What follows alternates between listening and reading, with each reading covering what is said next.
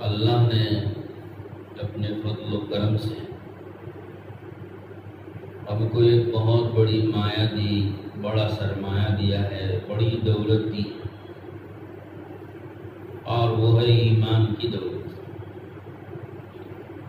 ایمان بہت بڑا سرمایہ، بلکہ سب سے بڑا سرمایہ اور سب سے قیمتی دولت اور سب سے بڑی مایا ہے۔ اور یہ جتنی قیمتی دولت ہے، جتنا بڑا سرمایہ ہے، اسی قدر زیادہ خطرے میں بھی ہے کہ جس قدر بڑا سرمایہ اور جس قدر یہ بڑی دولت ہے، اور اسی قدر زیادہ خطرے میں بھی۔ خطرے میں اس واسطے ہے کہ ایمان والوں پر ایمان کی وجہ سے حالات زیادہ آتے ہیں، اور یہ ہر وقت حالات کا شکار رہتا ہے، اور یہ حالات ایمان کی وجہ سے آتے ہیں۔ جو بے ایمان ہیں، جن کے پاس ایمان نہیں ہے، ان پر ایسے حالات نہیں، کیونکہ ایمان نہیں ہے تو حالات ایمان کی وجہ سے آتے ہیں۔ تو جب ایمان نہیں ہے تو یہ حالات ان پر نہیں، تو جب حالات آتے ہیں تو حالات میں ایمان پر جمنا ایک بڑا امتحان ہوتا ہے۔ حالات میں ایمان پر جمنا، ایمان پر قائم رہنا، ایمان کو گلے سے لگائے رہنا، اور مضبوطی سے ایمان کو ایسا تھامے رہنا کہ ایمان پر ذرا برابر بھی کوئی آنچ نہ آئے، اور ایمان نہ ڈگمگائے، اور ایمان میں کوئی ضعف اور کمزوری نہ محسوس ہو، اور اس ایمان کو کوئی نقص اور اس ایمان کو کوئی خسارہ اور اس ایمان میں کوئی کمی اور عیب نہ پیدا ہو جائے۔ یہ ڈرنے کی ہے چیز۔ تو جب حالات آتے ہیں، ایمان کی وجہ سے آتے ہیں، تو پھر وہ ایمان پر حملہ آور ہوتے ہیں، ایمان پر حملے کرتے ہیں حالات۔ تو اس وجہ سے ایمان والے کے ایمان کو خطرات لاحق ہیں۔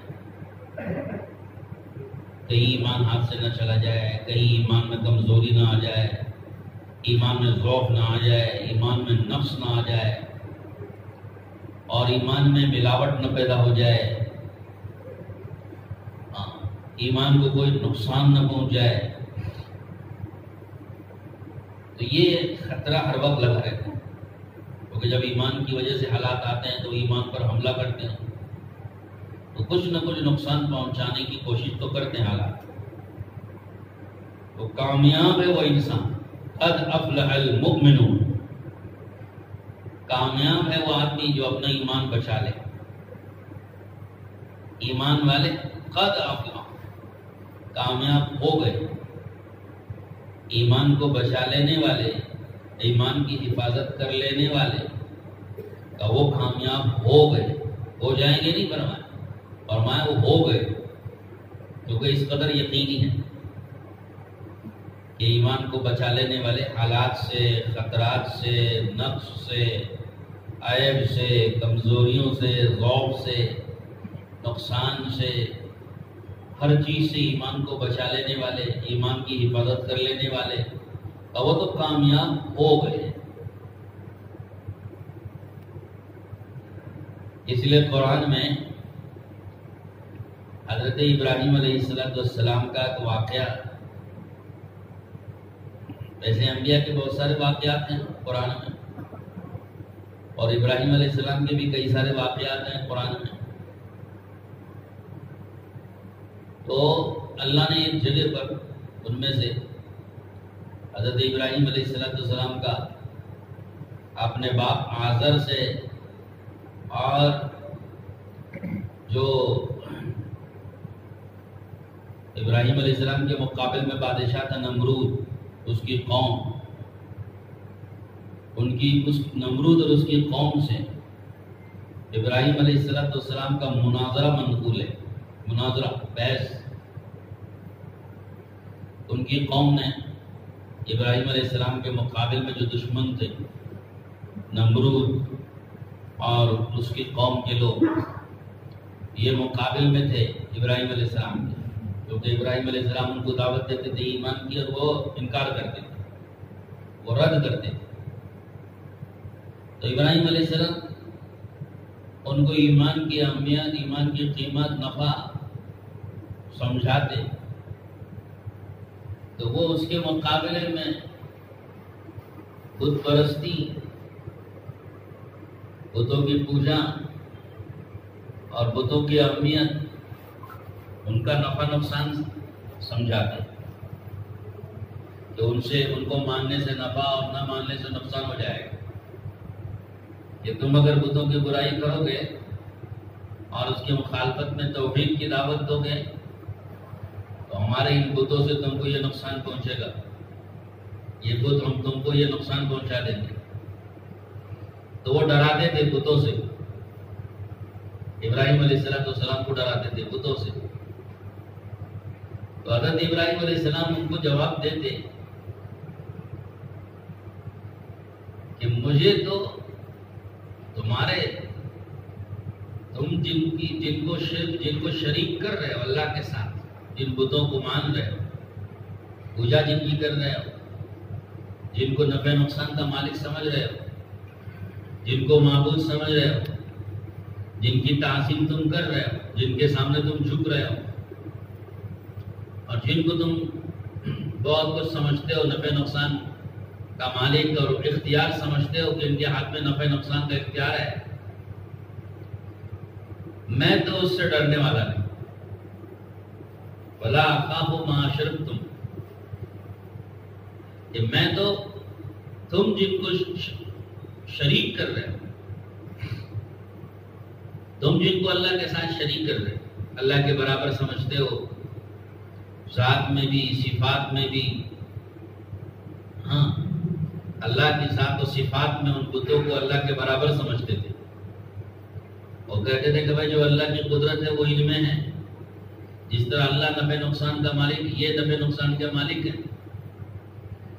تو ڈراتے تھے ابراہیم علیہ السلام کو کہ یہ نقصان پہنچاتے تھے، تم مانو گے تو یہ نفع پہنچائیں گے۔ تو وہ جن بتوں کو اور جن پتھروں کو نفع نقصان کا مالک سمجھتے تھے، حضرت ابراہیم علیہ السلام نے صاف فرما دیا کہ لا اخاف ما اشرکتم، کہ جن کو تم خدا کا شریک ٹھہر سمجھ رہے ہو اور بنا رہے ہو، خدا کے برابر سمجھ رہے ہو جن کو، مجھے تو اس کا کوئی ڈر نہیں، میں تو ان سے ڈرنے والا نہیں۔ مجھے کیا ڈر ہے؟ کیوں؟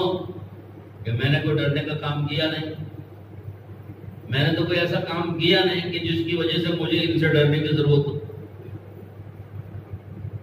سمجھے نا بات؟ کہ میں نے کوئی ایسا کام کیا ہو جس کی وجہ سے مجھے ان بتوں سے کوئی نقصان کا مجھے ڈر محسوس ہو تو بات الگ ہے، لیکن میں نے تو کوئی ایسا کام کیا ہی نہیں ہے کہ جس کام کی وجہ سے مجھے کسی نقصان کے پہنچنے کا ڈر ہو۔ پہلی وجہ تو یہ ہے کہ ان بتوں سے میں اس لیے نہیں ڈرتا کہ ان بتوں میں تو کوئی طاقت ہے نہیں،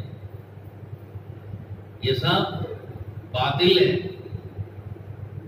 اور ان میں کوئی طاقت ہے نہیں، یہ نہ سنتے ہیں، نہ بولتے ہیں، نہ نفع پہنچا سکتے ہیں، نہ نقصان پہنچا سکتے ہیں، لہٰذا ان سے مجھے تو ڈرنے کا کوئی سوال نہیں۔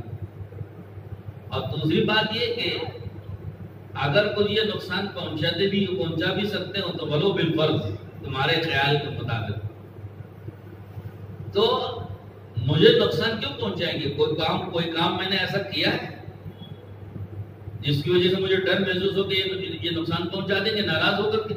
تو میں نے کوئی ایسا کام بھی نہیں کیا۔ ڈرنے کی بات تو ڈرنا تو تم کو چاہیے، اور تم ڈر نہیں رہے. ولا تخافون انکم اشرکتم باللہ ما لم ينزل بہ سلطانا. تم تو اپنی اس شرک پر اور اپنی اس بت پرستی پر اور باطل پرستی پر تم کو کوئی ڈر نہیں ہے، جبکہ تم جس ذات کے ساتھ ان کو شریک کر رہے ہو وہ ذات ڈرنے کے قابل ہے. وہ نقصان پہنچا سکتا ہے، وہ مار بھی سکتا ہے، جلا بھی سکتا ہے، نفع بھی پہنچا سکتا ہے، نقصان بھی پہنچا سکتا ہے. جس ذات کے ساتھ تم ان بتوں کو شریک ٹھہرا رہے ہو وہ ذات ڈرنے کے قابل ہے. اور تم جو عمل کر رہے ہو شرک اور بت پرستی کا، یہ عمل خود ایسا ہے جو ڈرنے کا ہے، کیونکہ یہ عمل موجب لعنت بھی، موجب عذاب بھی، موجب سزا بھی، اللہ کی ناراضگی والا عمل ہے، اور اس سے اللہ ناراض بھی ہوں گے، اس پہ سزا بھی ملے گی، وعیدیں بھی آئی ہیں. تو تم ایسا عمل کر رہے ہو جس پر ڈرنے کی ضرورت ہے. اور مجھے جن بتوں سے تم مجھے ڈراتے ہو میں ان سے اس لیے نہیں ڈرتا کہ ان میں کوئی طاقت نہیں ہے، اور دوسری وجہ میں نے کوئی کام ایسا نہیں کیا ہے کہ جس کی وجہ سے مجھے ڈرنے کی ضرورت ہو. یہ دونوں باتیں تمہارے اندر پائی جاتی ہیں کہ تم عمل ایسا کر رہے ہو جو ڈرنے کا ہے، خدا کو ناراض کرنے کا، اور جس ذات کے ساتھ شریک کر رہے ہو وہ ذات تمہیں نقصان پہنچا سکتی ہے، وہ طاقت والی ہے. لہذا مجھے ڈرنے کی کوئی ضرورت نہیں، ڈرنا تو تم کو چاہیے. پھر آگے فرمایا کہ الذین آمنوا ولم یلبسوا ایمانہم بالظلم. اسی موقع پر حضرت نے فرمایا ابراہیم علیہ السلام نے کہ دیکھو جو ایمان لے آئے اور اپنے ایمان میں انہوں نے کسی قسم کی ملاوٹ نہیں کی، انہوں نے ظلم کی ملاوٹ نہیں کی، شرک کی ملاوٹ نہیں کی، بت پرستی کی ملاوٹ نہیں کی، اور دکھلاوے کی ملاوٹ نہیں کی، کسی طرح کی کوئی ملاوٹ ایمان میں نہیں کی، ایمان ان کا خالص رہا. اولئک لہم الامن وہم مہتدون. انہی لوگوں کے لیے دنیا اور آخرت دونوں جہاں میں امن ہے، اور یہی لوگ دنیا میں ہدایت کے راستے پہ چلنے والے لوگ ہیں. صحیح راستے پہ، سیدھے راستے پہ یہی لوگ چلنے والے ہیں. یہ ہے ابراہیم علیہ السلام کی گفتگو جو ان کی قوم کے ساتھ ہوئی. حضرت ابراہیم علیہ السلام کے واقعے کو اللہ نے قرآن مجید میں جگہ جگہ بیان فرمایا. خاص طور پر ان کی قوم کے ساتھ جو مذاکرات ہوئے، مباحثے ہوئے، بحثہ بحثی ہوئی، گفتگو ہوئی، سننے کی چیزیں، سمجھنے کی چیزیں. قرآن سے اگر لگاؤ پیدا کریں گے اور قرآن پاک کو اگر سمجھ کر پڑھیں گے تو پھر قرآن پاک میں یہ توحید کے دلائل ملیں گے، اور توحید کے خلاف شرک و بت پرستی کے جتنے بڑے بڑے امام ہیں اور وہ اپنی شرک و بت پرستی کے دلائل پیش کر کے ایمان والوں پہ حملے کرتے ہیں اور ایمان والوں کے ایمان کو متزلزل کرنے کی کوشش کرتے ہیں، اور ایمان والوں کے ایمان کے بارے میں ان کو شک میں، شکوک میں، شبہات میں مبتلا کر دیتے ہیں، کنفیوژنز ڈال دیتے ہیں دلوں کے اندر، ایمان والوں کے قلوب میں، ایمان والوں کے ذہن میں ان کو یہ کنفیوژنز ڈال کے ان کو کنفیوز کر دیتے ہیں، حتیٰ کہ ایمان والے اپنے ایمان کے بارے میں شک میں پڑ جاتے ہیں، اللہ کے بارے میں شک میں پڑ جاتے ہیں، اور آخرت کے بارے میں شک میں پڑ جاتے ہیں، جنت دوزخ کے بارے میں شک میں پڑ جاتے ہیں، اور آخرت کے حالات کے بارے میں شکوک شبہات میں مبتلا اور اشکالات میں مبتلا ہو جاتے ہیں. اور ان سب کے لیے جواب، بہترین جواب قرآن مجید کی ان واقعات میں جو انبیاء کرام کے ساتھ ان کی قوم کی گفتگو کو اللہ نے نقل کیا ہے، وہاں یہ سب چیزوں کے جوابات مل جائیں.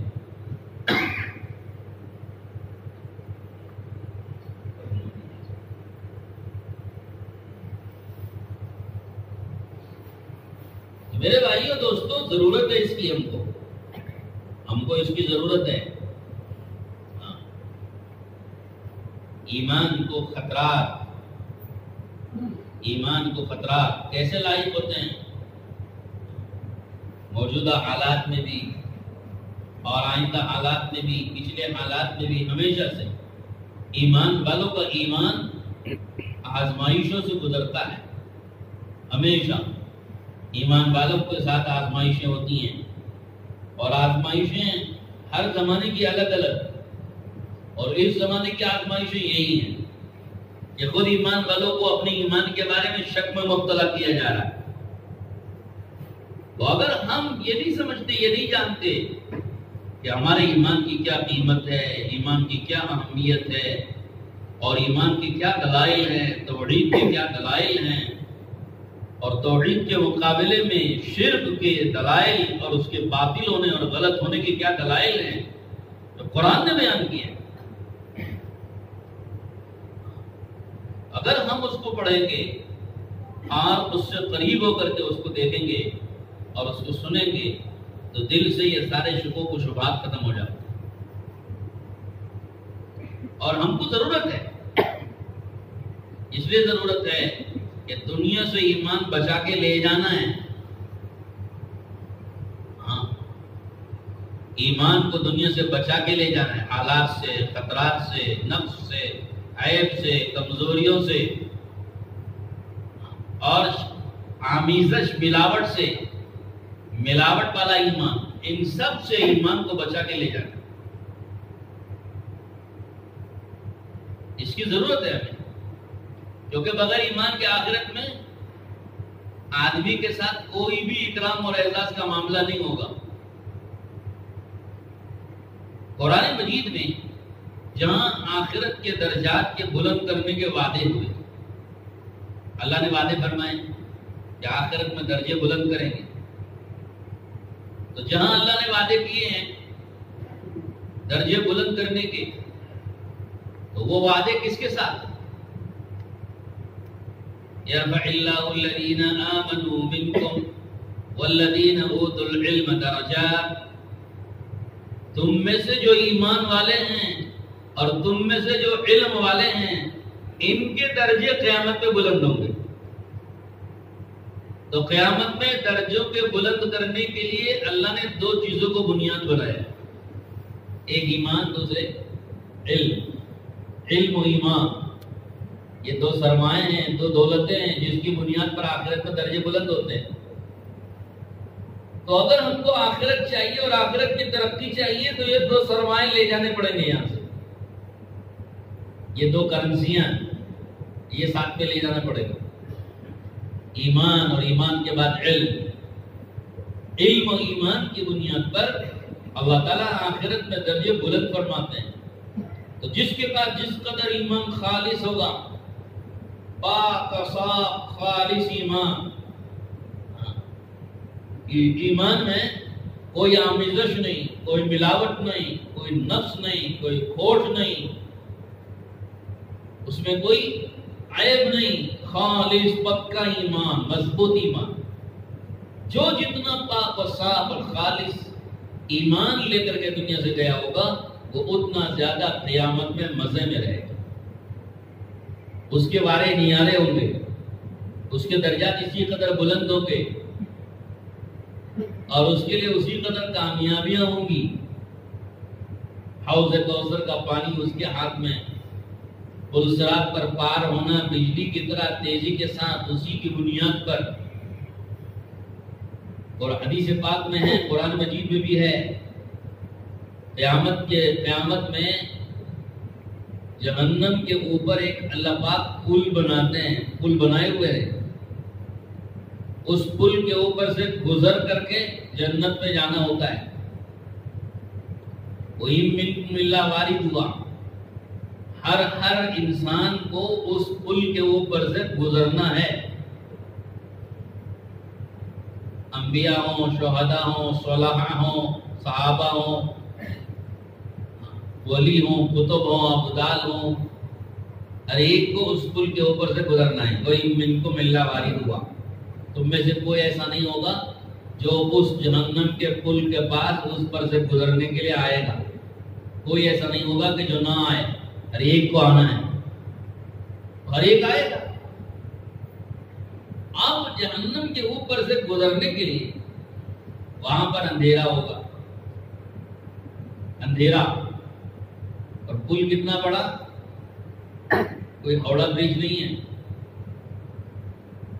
ہاں کوئی 6 وے راستہ نہیں کہ وہ 6 راستے ہوں گزرنے کے لیے، بال سے زیادہ باریک، تلوار سے زیادہ تیز.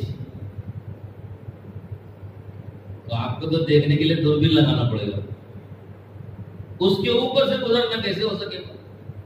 ہمارا تو اتنا بڑا جسم کیسے گزرے گا اس کے اوپر سے؟ ناممکن بات ہے. لیکن اللہ رب العزت اس پل کے اوپر سے گزروائیں گے سب. ایمان والے تو گزر کر کے پار ہو جائیں گے، جنت پہ پہنچ جائیں گے، اور منافقین اور بے ایمان اس پر سے گزر نہیں پائیں گے، بلکہ وہ اس جہنم کے پل پر گزرنے سے پہلے ہی یا تو جہنم میں گر جائیں گے یا اس سے پہلے ہی ان کو جہنم میں ڈھکیل دیا جائے گا. منافقین جو دنیا میں اپنے کو مسلمان ٹھہراتے تھے، مسلمان سمجھتے تھے، خود بھی دوسروں کو بھی مسلمان بتاتے تھے، دوسرے لوگ بھی ان کو مسلمان سمجھتے تھے، نام مسلمان کا، مسلمانوں میں رہتے ہیں، لیکن اندر میں دل میں ایمان نہیں تھا. ایسے منافقین تو چونکہ دنیا میں ملے جلے تھے، تو اب وہ سب وہاں سے گزرنے کے لیے آئیں گے. تو پل سے پہلے کاؤنٹر لگے گا، پل صراط پر گزرنے سے پہلے ایک کاؤنٹر لگتا ہے، ایک جگہ متعین ہے. اس کاؤنٹر پہ ایک لالٹین، میں نے بتایا نا کہ اندھیرا ہوتا ہے، اندھیرے پہ کیسے چلے گا آدمی؟ وہاں پل تک جانے کے لیے بھی لائٹ نہیں ہے، روشنی نہیں، اندھیرا ہے. تو وہ کاؤنٹر پہ ایک لالٹین دی جائے گی ہاتھ میں. لالٹین سمجھتے ہو نا؟ ٹارچ، ایک ٹارچ اور لالٹین دی جاتی ہے، اس کی روشنی میں آدمی چلے گا. وہ لالٹین ہاتھ میں وہ لے کے چلتا رہے گا، ہاتھ میں نہیں ہوگی.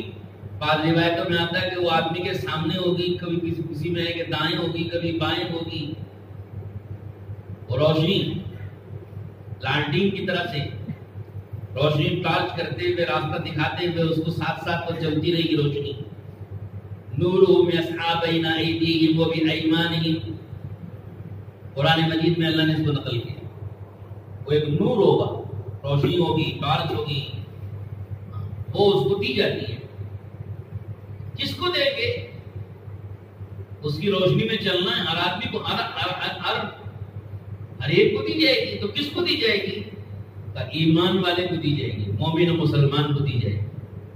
وہ ٹارچ اور وہ نور ایمان والے کو دیا جائے گا. تو ایمان والا وہ ٹارچ لے کر کے، وہ روشنی کا نور لے کر، وہ نور لے کر وہاں سے نکلے گا، گزرے گا، اور وہ روشنی اس کو راستہ دکھاتی رہے گی. وہ اسی روشنی میں چلتے چلتے چلتے چلتے وہ پل صراط کو بھی پار کر لے گا. اور اللہ اپنی قدرت سے ایمان والے کو پار کرا دیتے ہیں. اللہ رب العزت یا تو وہاں سواریاں رکھیں گے ایمان والوں کو، یا بغیر سواری کے اپنی قدرت سے اس پل کے اوپر سے پار کرا کے جنت میں پہنچا دیں گے ایمان والوں کو.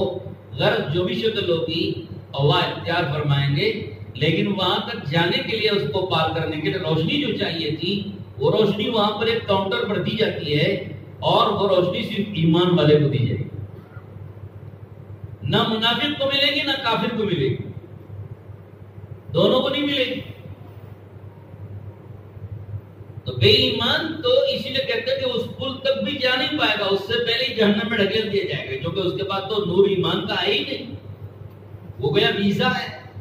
تو نور، ایمان کا نور صرف روشنی نہیں ہے، وہ ایک ویزا ہے. ہاں، کہ جو اس کو جہنم کے اوپر کا وہ پل پار کرانے کے لیے ضروری ہوتا ہے، وہ بے ایمان کے پاس ہوتا نہیں، اس لیے وہ وہاں جانے سے پہلے جہنم بھیج دیا جاتا ہے. اب منافقین جو دنیا میں ساتھ ساتھ تھے، ان کو جب وہ لالٹین اور روشنی نہیں ملے گی، تو وہ مومنوں کی روشنی کے سائے میں چلنا چاہیں گے پیچھے پیچھے. تو وہ مومنوں سے کہیں کہ بھائی ذرا ٹھہر جاؤ، آپ ذرا ٹھہر جاؤ، ذرا ٹھہر جاؤ، ذرا ٹھہر جاؤ، آہستہ چلو، ہم بھی تمہارے ساتھ آتے ہیں.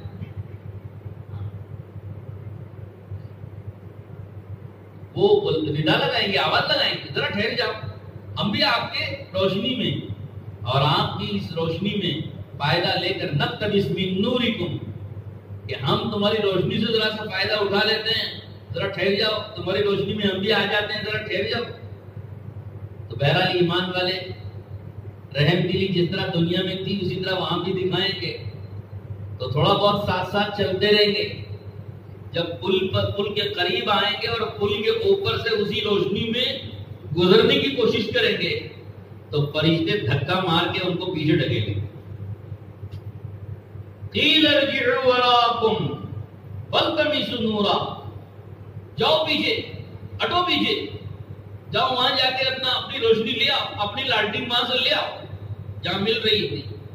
ان کی روشنی میں مت جاؤ، یہ تو ان کی روشنی ہے، یہ تو اس روشنی میں خود چلیں گے. ان کی روشنی میں تم کو جانے کی اجازت ہے، تم اپنی روشنی لے آؤ، جا کے واپس چلو، پیچھے چلو. دھکا مار کے فرشتے ان کو پیچھے ہٹائیں گے.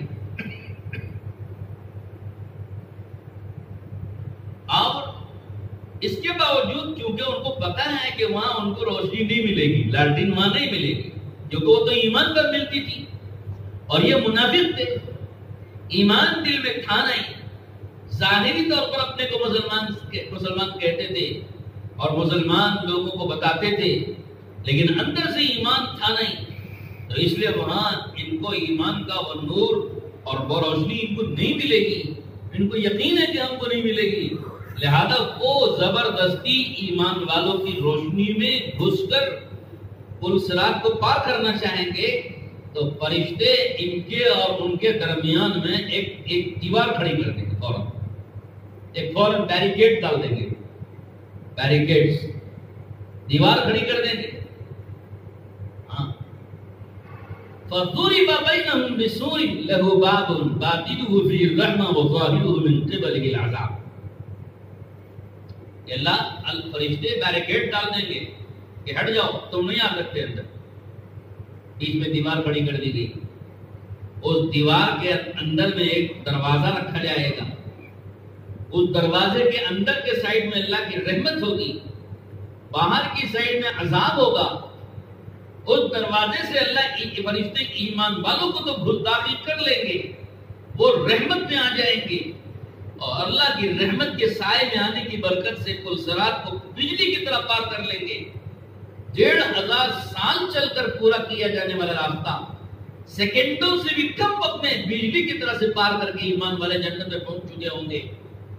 اور یہ دروازے کے باہر کی طرف عذاب کی شکلیں ہوں گی.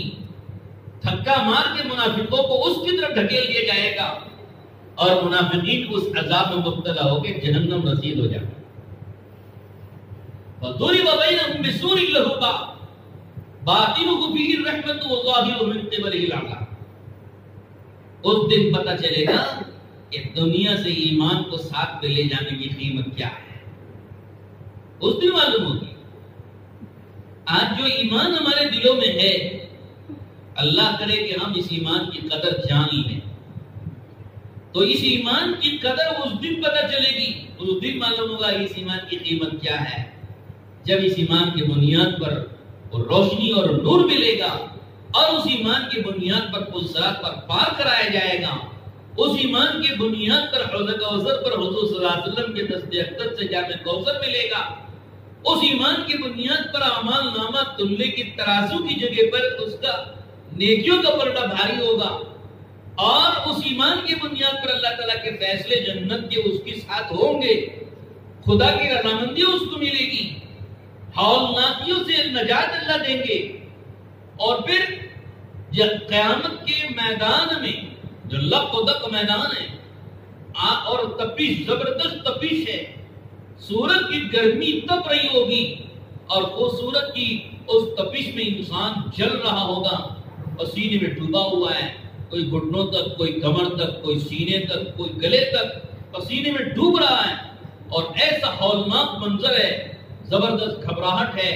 پسینہ پسینہ بہ رہا ہے اور وحشت تاری ہے، دہشت تاری ہے، خوف ہے، گرمی ہے، ہائے ہائے کر رہا ہے، نفسا نفسی کا عالم ہے۔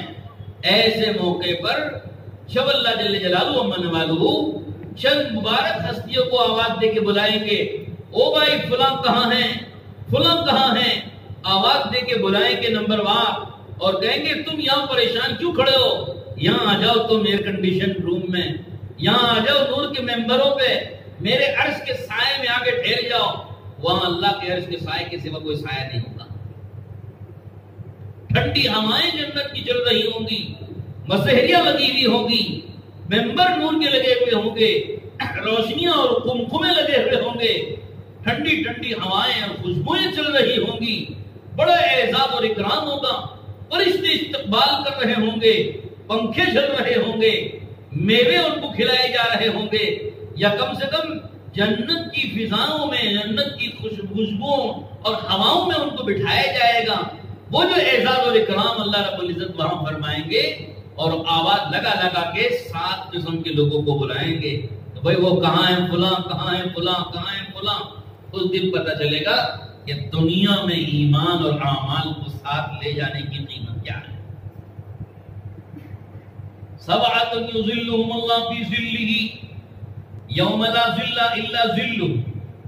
7 آدمی ایسے ہیں جن کو قیامت کے دن اللہ اس موقع پر بڑا اعزاز اور اکرام فرما کے اپنے عرش کے سائے میں بلا کے جگہ دیں گے، اور ان کا اعزاز اور اکرام ہوگا۔ 7 آدمی ہیں، اس دن پتہ چلے گا کہ یہ 7 قسم کے لوگ جنہوں نے دنیا میں 7 قسم کے اعمال کیے ہیں، ان عملوں کی قیمت آج کیا ہے، ویلیو کیا ہے، اس کی وجہ سے کتنا اعزاز اور کتنا اکرام۔ اور یہ صرف 7 اعمال نہیں بلکہ ساتھ میں ایمان ضروری ہے، ایمان کے ساتھ میں یہ اعمال۔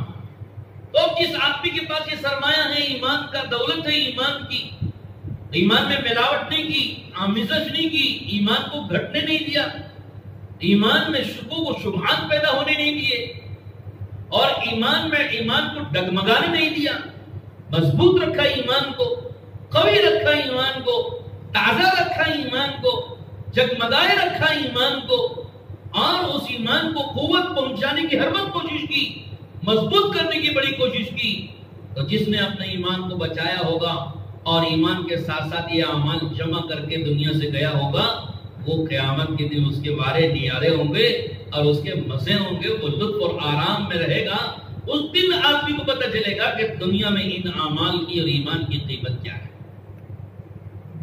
اللہ کا شکر ہے، اللہ جل جلالہ من والو نے اپنے پیارے حبیب سرکار دو عالم صلی اللہ علیہ وسلم کے ذریعے سے مرنے سے پہلے زندگی باقی رہنے تک ہی ہم کو وہ آخرت کے احوال سنا دیے، تاکہ موت سے پہلے ہم اس کی تیاری کر لیں۔ اگر کچھ بھی نہ معلوم ہوتا، مرنے کے بعد وہاں جا کے معلوم ہوتا تو پھر کیا ہوتا؟ لیکن اللہ کا شکر کہ وہ حالات آنے سے پہلے، یہاں موت آنے سے پہلے بتا دے رہے، تاکہ زندگی جب تک باقی ہے اعمال آدمی کچھ کر لے، اور وہ آخرت میں جن بنیادوں پر اس کو ترقی ملے گی، جن بنیادوں پر اس کے درجے بلند ہوں گے، اور جن بنیادوں پر اس کو قیامت میں نجات ملے گی، اور اس کے حالات بڑے ٹھیک ہوں گے اور بڑا اعزاز اور اکرام ہوگا، وہ بنیادیں دنیا میں موت سے پہلے درست کر سکے۔ اللہ نے اس کی وجہ سے اپنے پیارے حبیب صلی اللہ علیہ وسلم کے ذریعے سے ہمیں سمجھایا ہے۔ تو میرے بھائیوں، تبلیغ کی اور دعوت کی جو محنت ہے، اس محنت کا مقصد ہی ان بنیادوں کو مضبوط کرنا ہے۔ ایمان کی بنیاد، یقین کی بنیاد، توکل کی بنیاد، تعلق مع اللہ کی بنیاد، اعمال کی جڑیں، اعمال کا رخ اور اعمال کی ترتیبیں سب کے سب مضبوط کرنا، یہ ہماری محنت کا مقصد ہے۔ اگر اس محنت میں ہم اپنے آپ کو لگا رہے ہیں لیکن ان بنیادوں پر توجہ نہیں ہے، ہمارا وقت لگ رہا ہے چلے کا، ہمارا وقت لگ رہا ہے 4 مہینے کا، ہمارے اوقات لگ رہے ہیں زندگی بھر سے، لگ رہے ہیں 40 سال سے، 50 سال سے، 20 سال سے، 30 سال سے، 10 سال سے ہمارے اوقات لگ رہے ہیں، لیکن ہم نے ان بنیادوں کی طرف توجہ نہیں دی جو اصل ہے، اور اس محنت کا مقصود ہے۔ محنت مقصد نہیں تھی، بلکہ اس محنت سے ان بنیادوں کو درست کرنا مقصود تھا۔ تو اگر ہم اتنے سال سے کام میں لگے اور 3 بنیادوں کو ہم ٹھیک نہ کریں تو بتاؤ قیامت میں جانے کے بعد خسارہ ہوگا کہ نہیں ہوگا؟ گھاٹا ہوگا۔ تو یہ ایسا ہوا جیسا ایک تاجر نے تجارت کی، سرمایہ لگایا، انویسٹ کیا، مال انویسٹ کیا، پیسہ انویسٹ کیا، سرمایہ کاری کیا، اور صبح سے شام تک کاروبار کرتا رہا، اس کا دھیان ہی نہیں کیا کہ میں کاروبار سے کچھ کما رہا ہوں یا گنوا رہا ہوں۔ اس نے دھیان نہیں دیا، بس آنکھ بند کر کے انویسٹ کرتا رہا، پیسہ لگاتا رہا، پورا کاروبار جب ختم ہو گیا، بازار بند ہو گیا، اور شام کو سمیٹ کر کے حساب کرنے بیٹھا تو دیکھا تو سب گھاٹے میں چلا گیا، سب خسارے میں ہو گیا۔ وہ ساتھ جو روپے کی 100 روپے کی چیز تھی 50 میں بیچ دی، 200 روپے کا سامان تھا سب 100 روپے میں بیچ دیا، اور خریداری کی تھی تو اصلی مال سمجھ کر کے کھوٹا مال لے لیا، اصلی مال سمجھا نقلی لے لی، کھوٹا مال لے لیا، صحیح سالم سمجھ کر کے عیبدار چیز لے لیا، بازار بند ہو گیا، کاروبار ختم ہو گیا۔ اب سامنے آیا سب، اب کیا ہوگا کہ جب تک بازار کھولا تھا اس سے پہلے اگر معلوم ہو جاتا تو اپنا کاروبار درست کر لیتا، صحیح کر لیتا، نقصان کی تلافی کر لیتا، نقصان کو نفع سے بدل لیتا، خریدا ہوا کھوٹا سامان واپس دے کے اصلی لے لیتا، عیبدار سامان واپس دے کے صحیح سالم وہ سامان واپس لے لیتا۔ اب تو بازار بند ہو گیا، ختم ہو گیا، اب تو بازار دوبارہ کھولنے کا نہیں، ایک ہی بار کھولتا ہے، اس بعد شام تک کھولا بند ہو گیا۔ زندگی ایک مرتبہ اللہ دیتے ہیں، جان ایک مرتبہ بدن میں ڈالی جاتی ہے، پھر جب نکالنی جاتی ہے تو دوبارہ نہیں ڈالی جاتی۔ کاروبار بند ہو جائے گا جب روح نکل جائے گی، زندگی ختم ہو گئی، کاروبار بند ہو گیا، بازار بند ہو گیا، اب دوبارہ زندگی کا یہ بازار کھولنے والا نہیں ہے۔ ایک مرتبہ موقع دیتے ہیں اللہ تعالیٰ، جو کمانا ہو کما لو، صبح سے شام تک، یعنی پیدا ہونے سے لے کے موت تک، جو کمانا ہو کما لو، جو گوانا ہو گما لو، کمانے والا کما لیا، گوانے والا گما لیا۔ جب موت آئی اور آخرت کی آنکھ کھلی، حساب کتاب دیکھا، پتہ چلا پوری زندگی خسارے میں گئی،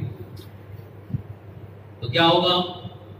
اب نہ واپس آ سکتے، نہ دوبارہ زندگی ملے گی، نہ دوبارہ دنیا سجائی جائے گی، نہ دوبارہ اعمال کا موقع ملے گا، نہ توبہ کا موقع، نہ کچھ، سب خسارہ ہو گیا۔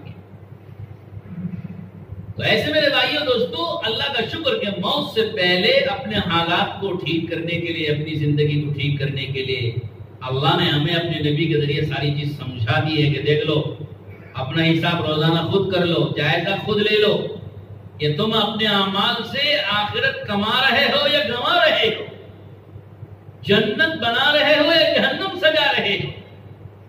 کل الناس یغدو فبائع نفسه فمعتقها وموبقها، حدیث میں آتا ہے، اللہ کے نبی فرماتے ہیں ہر انسان صبح کو اپنا کاروبار کرتا ہے، صبح سے شام تک، جب صبح کرتا ہے اپنا کاروبار شروع کرتا ہے، اپنی جان کا، اپنا مال کا سودا کرتا ہے۔ میرے پاس جان ہے، میرے پاس مال ہے، وہی تو ہے، اور کیا ہے؟ جان و مال، سر کے پیر سے لے کے، سر کے بالوں سے لے کے پیر کے ناخن تک پوری یہ جان ہے، جسم ہے، جان و جسم، اور دوسرا مال، جانی صلاحیتیں، مالی صلاحیتیں۔ آدمی اس کا سودا کرتا ہے، یعنی اس کو لگاتا ہے، کہاں لگاتا ہے؟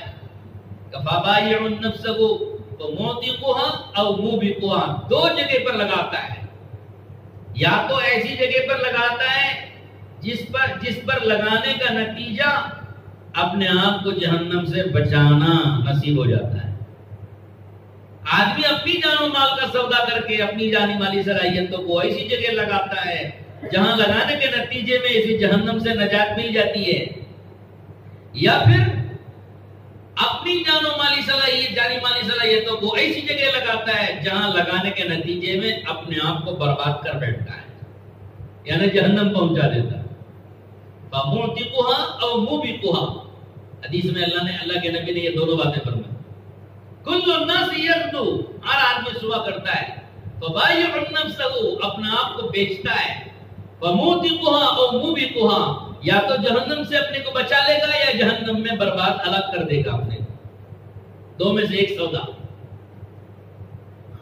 اس لیے حضور اللہ نے فرمایا وَلْتَنْظُرْ نَفْسٌ مَا قَدَّمَتْ لِغَدٍ، ہر آدمی کو غور کرتے ہوئے، سوچتے ہوئے، فکر کرتے ہوئے، سوچ سمجھ کر کے، قدم قدم پہ پھوک پھوک کے، سوچ سوچ کے چلنا ہے، غور کرنا ہے، دیکھنا ہے کہ کل کے دن کے لیے کیا کما رہا ہے، گنوا رہا ہے۔ ہر آدمی غور کرے، میں بھی غور کروں، آپ بھی غور کرو، کل کے دن کے لیے میں کچھ کما رہا ہوں یا کل کے دن کے لیے گنوا رہا ہوں، کیا کرنا ہوں؟ بس کر رہا تھا میرے بھائیوں کہ اللہ رب العزت نے، اللہ کے نبی صلی اللہ علیہ وسلم نے حدیث میں 7 آدمی 7 قسم کے اعمال والے بتائے جن کو قیامت میں اللہ اعزاز دے گے۔ ایک امام عادل، ایک وہ آدمی ہے جس کو اللہ رب العزت نے بڑا بنایا، امام بنایا ہے نا، امام بنایا، یا یہ کہ عہدیدار بنایا، ذمہ دار بنایا، امیر بنایا، بڑا بنایا اللہ نے، امیر بنا ہو، عہدیدار بنا ہو، حاکم بنا ہو، حکومت کرنے والا بنایا ہو، بڑا بنایا، اور اس کی ماتحتی میں بہت ساری ذمہ داریاں بھی، اس کے ہاتھ میں ذمہ داریاں ہیں، قاضی بنایا، حاکم بنایا، امیر بنایا، ذمہ دار بنایا، ماتحتی میں ذمہ داریاں ہیں۔ اب یہ جو حاکم ہے، امیر ہے، امام ہے، اس نے اپنے ماتحتوں کے ساتھ انصاف اور عدل کا معاملہ کیا، اپنے نیچے والوں کے بارے میں جو فیصلے کیے عدل و انصاف کے فیصلے کیے، امام ہو، حاکم ہو، گورنر ہو، صدر ہو، سیکریٹری ہو، ذمہ دار ہو، امیر ہو، اپنے ماتحتوں کے بارے میں جو فیصلہ کیا، انصاف کا فیصلہ، عدل کا فیصلہ، برابری کا فیصلہ، کسی طرف جھکاؤ نہیں، کسی طرف میلان نہیں کہ بھائی کسی سے مال لے کے اس کے بارے میں فیصلہ کر دیا، کسی کی رشتہ داری تھی اس کے بارے میں، اس کے حق میں، اس کے فیور میں فیصلہ کر دیا، ہاں، کسی نے کچھ لالچ دی تو لالچ کی بنیاد پر اس کے حق میں فیصلے کر دیے کرنا، نہ رشتہ داری اور نہ مال، نہ کوئی لالچ، نہ کوئی خوف، کسی بنیاد پر اس نے کوئی ظلم نہیں کیا، نا انصافی نہیں کی، ہر جگہ اس نے عدل و انصاف کا مظاہرہ کیا۔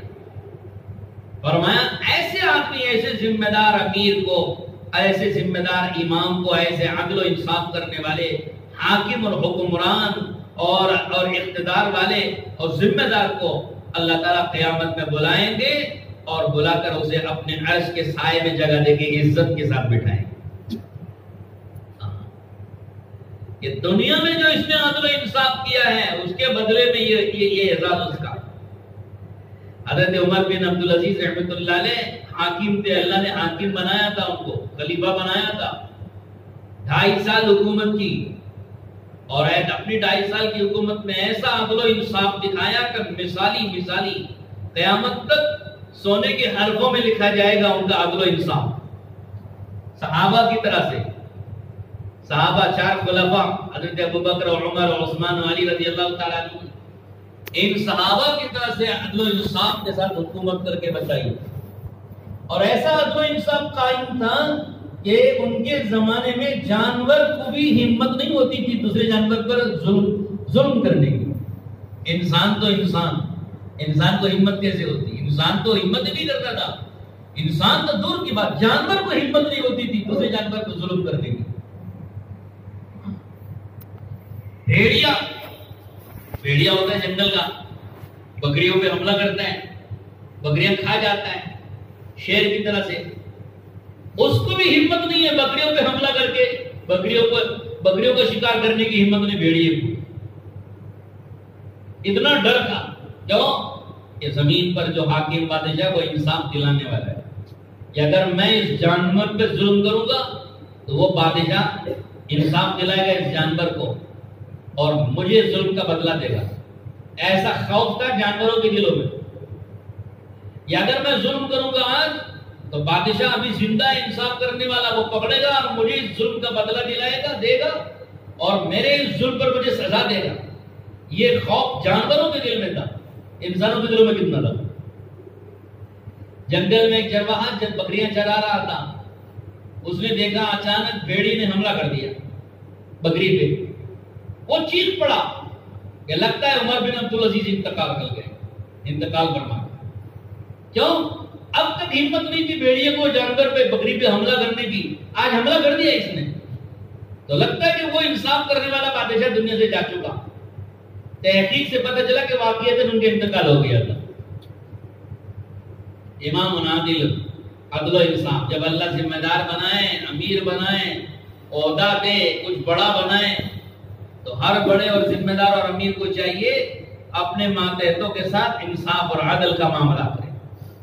قرآن مجید میں اللہ نے اس کو بہت کھول کے بیان کیا ہے, کئی جگہ بیان کیا ہے. تو میرے بھائیوں, تبلیغ اور دعوت میں ہم اس لیے چل رہے ہیں کہ ہم یہ سیکھیں. ہاں, اسی لیے اللہ پاک ایک جماعت بنا کے, ایک جماعت پر ایک ذمہ دار بنا کے بھیجتے ہیں. مشق کرو اس کی کہ ذمہ دار بن کے چلو اور اپنے ذمہ دار کو سنبھال اپنے ماتحتوں کو سنبھال کے عدل و انصاف کرنا سیکھو, تاکہ اللہ کا تمہیں اور بڑی ذمہ داری دے تو ذمہ داری میں کوتاہی نہ ہو سکے. اور یہ شرف ملے گا ایسے ذمہ دار کو اپنے عدل و انصاف کے ساتھ ذمہ داری نبھانے پہ, اس کو قیامت میں شرف ملے گا کہ اللہ پاک عرش کے سائے میں بلا کے جگہ دیتے ہیں. اور ایک دوسرا فرمایا کہ شاب نشأ فی عبادت اللہ. ایک دوسرا وہ نوجوان ہے جو جوانی اپنی اللہ کی اطاعت اور فرما برداری میں لگا رہا ہے. جوانی میں آدمی کے دل میں خواہشات پنپتی ہیں اور جوش جذبے انگڑائیاں لیتے ہیں, مختلف آرزویں اس کے دل میں ٹکراتی رہتی ہیں. آرزویں, تمنائیں, امنگیں, خواہشات, چاہتیں.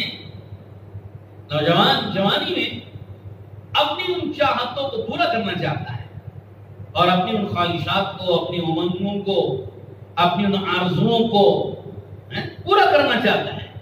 اور تقاضا پیدا ہوتا رہتا ہے اندر سے, ماحول بھی تقاضا کرتے رہتا ہے, ماحول کا بھی پریشر رہتا ہے, رشتہ داروں کا پریشر, دوستوں کا پریشر, ماحول کا پریشر, کالج کے ماحول میں ہے, بازار کے ماحول میں ہے, سوسائٹی میں ہے, اپنی فرینڈ سرکل میں, دوستوں کی سرکل میں رہتا ہے.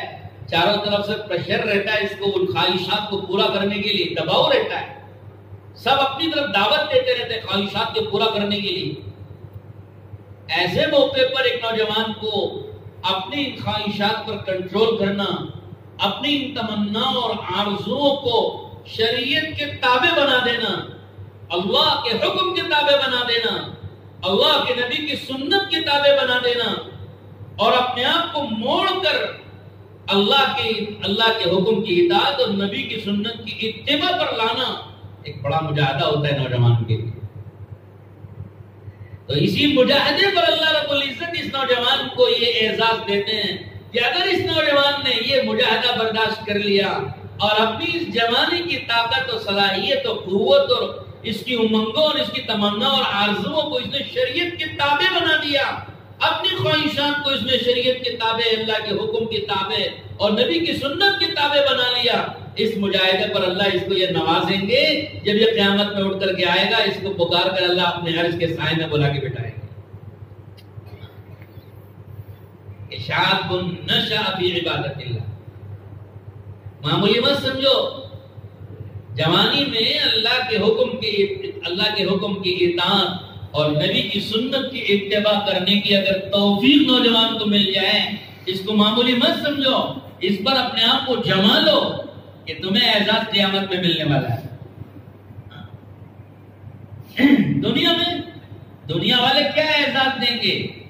آپ کو گولڈ میڈلسٹ بنا دیں گے, ہے نا, آپ کو کوئی سلور میڈل دے دیں گے, آپ کو کوئی کپ دے دیں گے, آپ کو کوئی ایک تمغہ دے دیں گے, ایک شیلڈ دے دیں گے, ہے نا. کوئی اعزاز دنیا والے کیا دے سکیں گے جو اعزاز کے اللہ قیامت میں دینے والے ہیں؟ قیامت کے اس اعزاز کے مقابلے میں دنیا والوں کے ان اعزازات کی کیا حیثیت ہے؟ ٹھوکر ہے۔ وہ خواہشات آج یہاں پورے کرتے ہیں جو اللہ کے حکم کے خلاف اور نبی کی سنت کے خلاف ہیں، تو دنیا والے آپ کو اعزاز دینے کے لیے تیار بیٹھے ہیں۔ دنیا کی تنظیمیں ہیں، بے حیائی کی تنظیمیں، فحاشی کی تنظیمیں، عریانیت کی تنظیمیں، بدکاریوں کے ادارے، اڈے، کلب تیار بیٹھے ہیں آپ کو اعزازات دینے کے لیے، ڈگریاں دینے کے لیے، شیلڈ دینے کے لیے، گولڈ میڈلسٹ قرار دینے کے لیے، آپ کے گلے میں ہار و مالا پہنانے کے لیے۔ خواہشات پورے کرنے پر، خدا کی نافرمانی کرنے پر، نبی کی سنت چھوڑنے، نبی کی سنت کے خلاف چلنے پر، دین کے خلاف چلنے پر، آنکھوں کو گرمانے پر، اور چاہتے ہیں اور اپنی امنگیں اور جوانی کی خواہشات پورا کرنے پر، یہ سب اعزازات دینے کے لیے دنیا میں ادارے کھلے ہوئے ہیں۔ تو آزمائش اور امتحان ہے نوجوان کا، یہ دنیا کے ان اداروں کو خوش کر کے ان کی ڈگریاں اور ان کے شیلڈ اور ان کے گولڈ میڈل لے گا، یا ان سب کو ٹھوکر مار کے قربانی دے کے اللہ کے حکم کی اطاعت اور نبی کی سنت کی اتباع پر جمع رہے کہ قیامت کے دن کی اللہ کی گولڈ میڈل لے گا۔ وہاں کی گولڈ میڈل امتحان ہے۔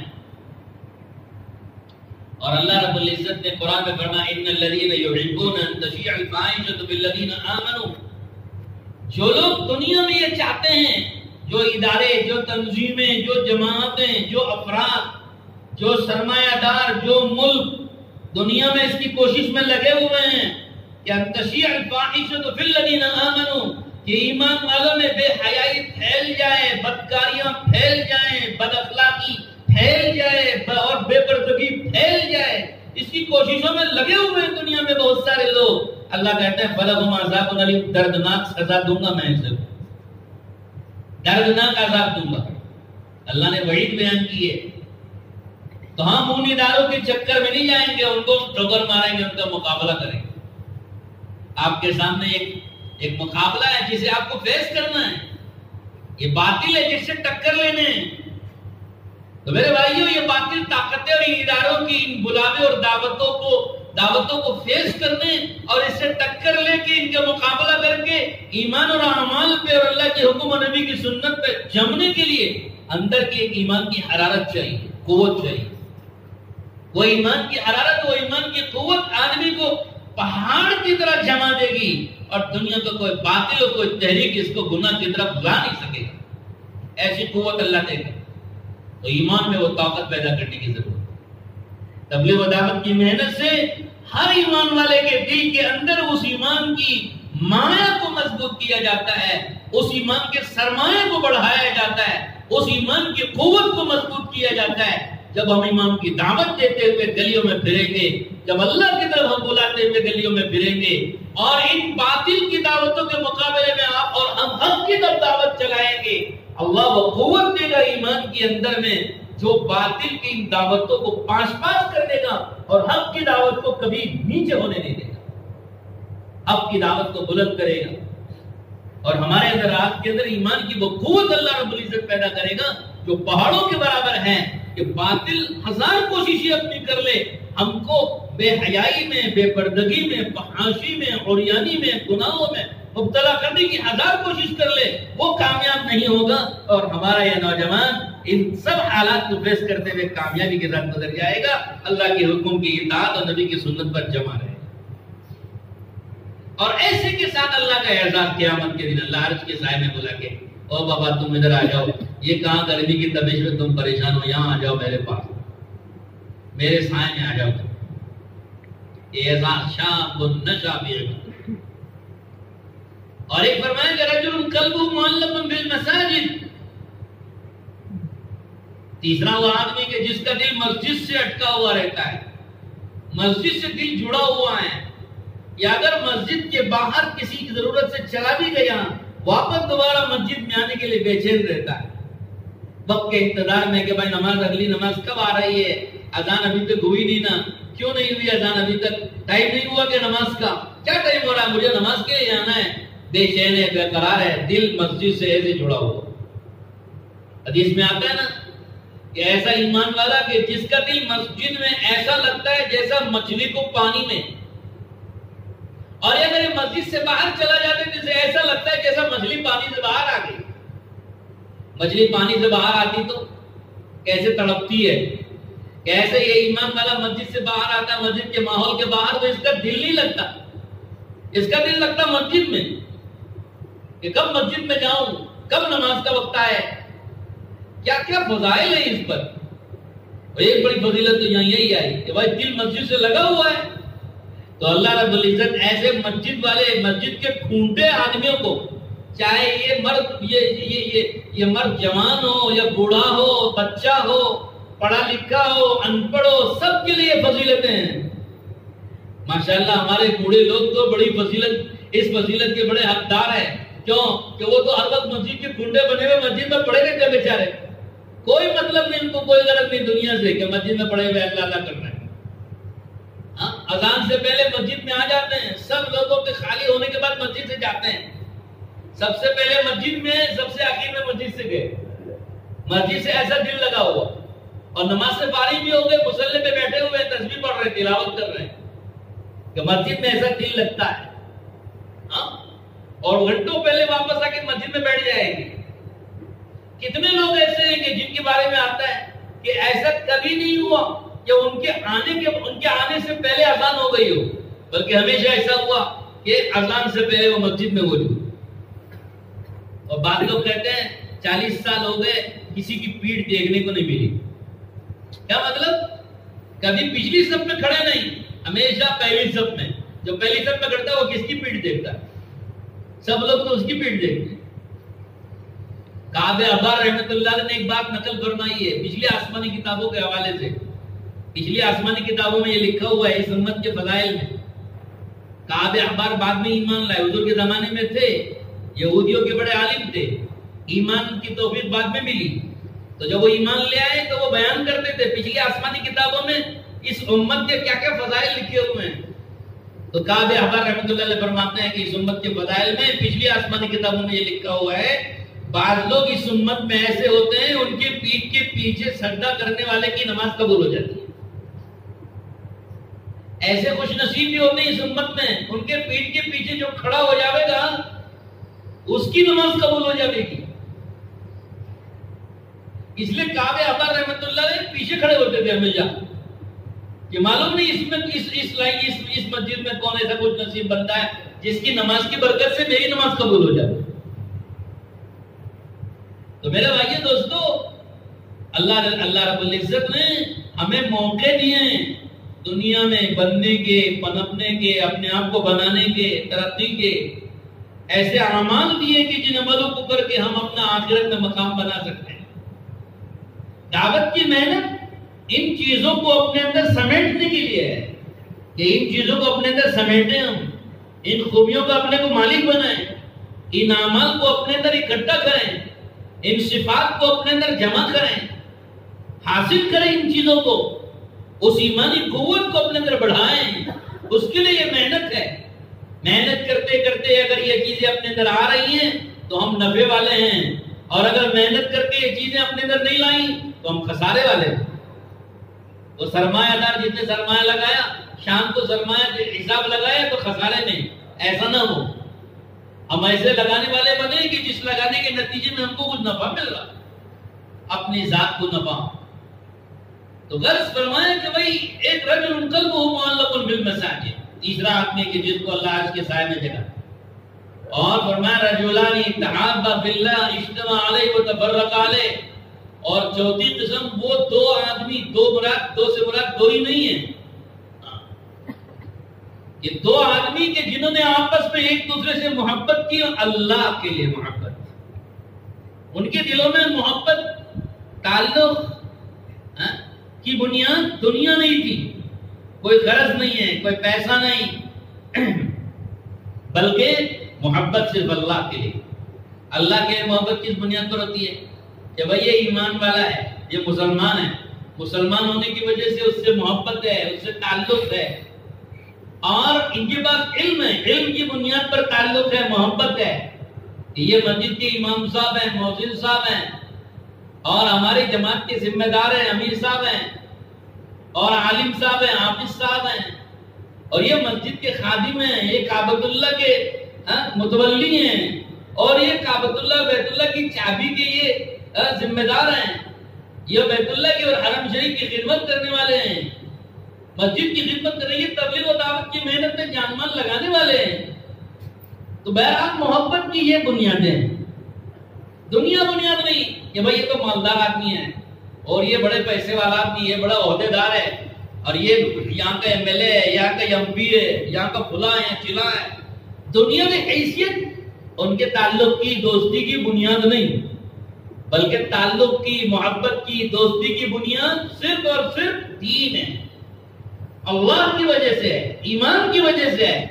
اور میں ایسے دو آدمی جن کے درمیان آپس کے تعلقات اور محبتیں اس بنیاد پر ہوں، اللہ ایسے اللہ کی بنیاد پر محبت کرنے والے دو آدمیوں کو بولا کہ اللہ اپنے عرش کے سائے میں جگہ دے۔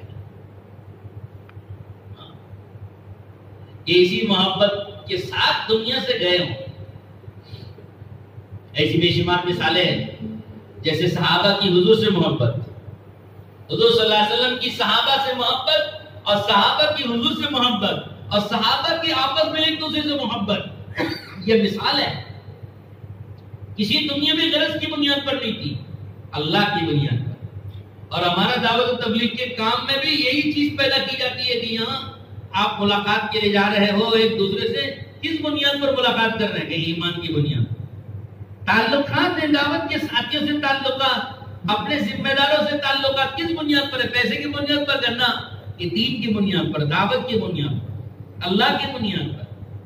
تو جو محبت اس بنیاد پر ہوگی اور اس بنیاد میں اللہ شامل ہوں گے تو وہ محبت کا قیامت میں کام آئے گی، اللہ عرش کے سائے میں جگہ دے گی۔ تو میرے بھائیو، پوری حدیث میں اور 3 باتیں اور بھی ہیں۔ ایک وہ آدمی ہے جس کو ایک خوبصورت عورت، حسب نسب والی بھی، ظاہری اعتبار سے بھی خوبصورتی، حسب نسب بھی ہے، عہدے دار ہے، وہ برائی کی طرف بلا رہی ہے، دوستی کرنا چاہتی ہے، چیٹنگ کرنا چاہتی ہے، اور دوست بنانا چاہتی ہے، یا کچھ اور غرض ہے دنیا کی، وہ آپ کو بلا رہی، اور یہ آدمی کہہ دے کہ نہیں صاحب میں آپ کو کوئی ریسپانڈ کرنے والا نہیں، معاف کرنا۔ تو مجھے اللہ کا ڈر ہے، اللہ نے منع کیا ہے، یہ حرام ہے، اسلام میں جائز نہیں ہے، نہ میں تمہارے سے کوئی چیٹنگ کرتا، نہ کوئی بات چیت کرتا، نہ کوئی تمہارے سے کوئی ٹرانزیکشن، نہ کوئی گفتگو، نہ کوئی ملاقات، نہ کوئی مصافحات، نہ کوئی ملنا، نہ جلنا، کہ کوئی تعلقات مجھے تمہارے سے نہیں کرنے۔ کیوں؟ انی اخاف اللہ، مجھے اللہ کا ڈر ہے کہ اللہ نے یہ سب چیزوں سے منع کیا ہے۔ تو اللہ کی بنیاد پر، اللہ کے خوف کی بنیاد پر اس کی دعوت کو ٹھکرا دے، کوئی ریسپانس نہ دے اس کو، اللہ قیامت کے دن عرش کے سائے میں بلا کے کھڑا کرے گا کہ یہاں آجا بابا، تو نے میری بنیاد پر، میرے ڈر کی بنیاد پر تو گناہ سے اپنے آپ کو بچایا ہے، تو عزت کے قابل ہے، آج تجھے میں عزت دوں۔ میرے بھائی، موجودہ حالات میں یہ ایسی چیزیں ہیں کہ ان چیزوں کا پیدا کرنا آسان بھی ہے، مشکل بھی ہے۔ چاہنے والے کے لیے، ارادہ کرنے والے کے لیے آسان ہے، اور اگر نہ چاہے آدمی تو بڑے مشکل۔ اور ایک فرمایا کہ رجل ذکر اللہ خالیا ففاضت عینا، ایک وہ آدمی کہ جس نے تنہائی میں بیٹھ کے اللہ کو یاد کیا اور دل میں اللہ سے محبت پیدا ہو گئی، یا اللہ کا خوف دل میں آ گیا، اور اس خوف کی یا محبت کی بنیاد پر آنکھوں میں آنسو آ گئے۔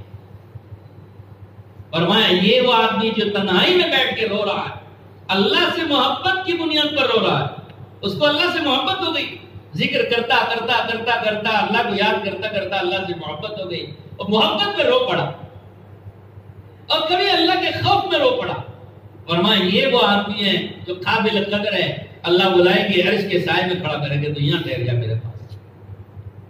اور آخری میں فرمایا کہ رجل تصدق بصدقۃ فاخفاها حتى لا تعلم شماله ما تنفق يمينه، ایک وہ آدمی ہے کہ جس نے صدقہ دیا، رائے خدا میں مال خرچ کیا، کسی فقیر کو دیا، کسی مسجد کو دیا، کسی مدرسے کو دیا، دعوت کے کام میں دیا، دعوت کے دین کے تقاضوں پر خرچ کیا، کہیں بھی نیک کام میں اس نے پیسہ خرچ کیا تو اتنا چھپا کر خرچ کیا کہ اس کے بائیں ہاتھ کو بھی پتہ نہیں چلا داہنے ہاتھ سے اس نے کیا دیا.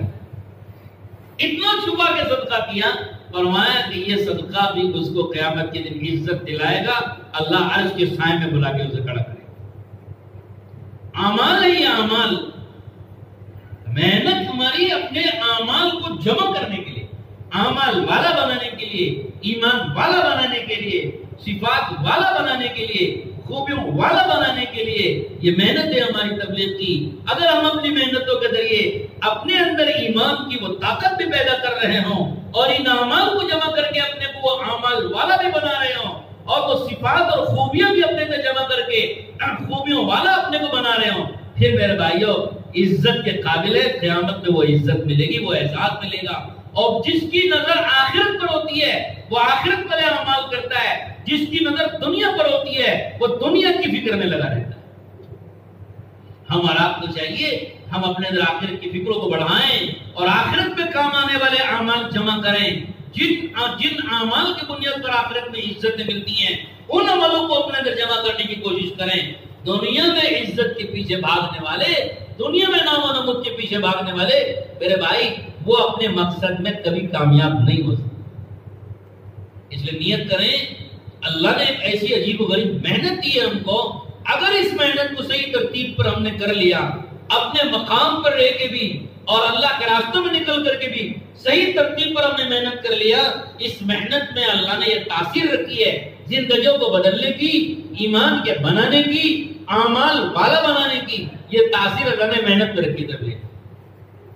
شرط یہ کہ ہم اس محنت کو اس نیت سے کریں. ہمارے چلے لگ رہے ہو اسی نیت سے، ہمارے 4 مہینے لگے اسی نیت سے، ہمارے 3 دن لگے اسی نیت سے، ہمارا خدا کے راستے میں پھرنا اسی نیت سے، ٹھوکریں کھانا خدا کے راہ میں اسی نیت سے، خدا کے راستے کی دھوپ، خدا کے راستے کی دھول کو، گرمی کو، پیاس کو، شدت کو اور میرے بھائیوں بھوک کو، ان سب چیزوں کو اللہ کے راستے کی برداشت کرنا اسی نیت سے ہو کہ میرا ایمان بن جائے، میرے ایمان کے اندر قوت آ جائے اور میرے اندر کے ایمان کا ذوق دور ہو جائے اور میرے ایمان کے اندر کی جو آمیزش ہے وہ دور ہو جائے اور میرا ایمان خالص ہو جائے اور میرے ایمان کے اندر میں جو شکوک و شبہات آ گئے ہیں یا جو کنفیوژنز آ گئے ہیں وہ صاف ہو جائیں اور میرا ایمان خالص گھی کی طرح خالص ایمان بن جائے. اس جذبے کے ساتھ آدمی خدا کے راستے کی ٹھوکریں کھاتا ہے، خدا کو پیار آتا ہے، خدا کو رحم آتا ہے اور اس کی قربانیوں کو اللہ رب العزت قبولیت کی نگاہ سے، قدر کی نگاہ سے دیکھتے ہیں اور اس کی قربانیاں اور مجاہدے ذریعہ بن جاتے ہیں اور اپنی مقصد میں یہ مراد میں کامیاب ہو جاتا ہے. اللہ ایسے کے ایمان بھی بنا دیتے ہیں، توکل بھی بنا دیتے ہیں، یقین بھی بنا دیتے ہیں اور پھر یہ جن اعمال کو اپنے اندر لانے کی فکروں میں بے تاب و بے قرار ہو کے خدا کے راہ میں چل پھر رہا ہے، اللہ ان اعمال کو بھی اس کے اندر وجود میں لا لیتا ہے. نیت آدمی کی ضروری ہے. مجاہدہ، قربانیاں، خدا کے راستے کی ٹھوکریں آدمی اس نیت سے برداشت کرے. حتیٰ کہ کہتے ہیں بھائی خدا کے راہ میں جو ناگواریاں آتی ہیں نا ان ناگواریوں کو بھی برداشت کر لے، آدمی خوشی سے برداشت کر لے. کیوں؟ ان ناگواریوں کے بدلے میں مجھے وہ دولت ملنے والی ہے ایمان کی، اعمال کی، تقوی کی، خوف خدا کی، محبت الہی کی. یہ صفات کی دولتیں مجھے ملنے والی ہیں. لہذا اگر خدا کے راستے کی ناگواریاں کے بدلے میں یہ مل رہا ہے وہ ناگواریاں خوشی سے برداشت کر لیں. تکلیفیں برداشت کرنے کی وجہ سے یہ مل رہا ہے تو یہ ملنا تو بہت بڑی دولت مل رہی ہے، تکلیفیں برداشت کر لیں. اور گھر چھوڑنا پڑ رہا ہے چھوڑ لیں گے کیونکہ بہت بڑی دولت مل رہی ہے. کاروبار چھوڑنا پڑتا ہے چھوڑ لیں گے کیونکہ بہت بڑا سرمایہ اس کی وجہ سے مل رہا ہے. تو آدمی کو تھوڑے انویسٹمنٹ پر بہت بڑا نفع مل رہا ہو تو کیوں نہیں آدمی اس انویسٹمنٹ کے لیے تیار ہوگا کہ تھوڑا انویسٹ کرنا ہے 4 مہینے کے لیے، صرف 40 دن کے لیے، صرف گھر چھوڑنا ہے، کاروبار چھوڑنا ہے، تھوڑا پیسہ لگانا ہے، تھوڑا وقت اللہ کے راستے میں چلنا پھرنا ہے. بہت معمولی انویسٹمنٹ ہے جان و مال کا اور ملنے والی دولت کا بہت بڑا سرمایہ مل رہا ہے. تو بتاؤ اتنا بڑا سرمایہ ملنے کے لیے تھوڑا سا انویسٹمنٹ ہمیں کرنا چاہیے نہیں کرنا چاہیے؟ ارے بولو کریں گے انشاءاللہ؟ بتاؤ تھوڑا لگاوے زیادہ پاوے، کون تیار ہے اس کے لیے؟ صرف 4 مہینے، سال کے 12 مہینوں میں سے صرف 4 مہینے اور باقی 8 مہینے اپنے پاس، تو آدمی 4 مہینے لگائے اور نفع اتنا بڑا مل رہا ہو تو کیوں نہیں ہم لگانے کے لیے تیار ہوتے؟ بولو ہمت کر کے کون کون تیار ہے؟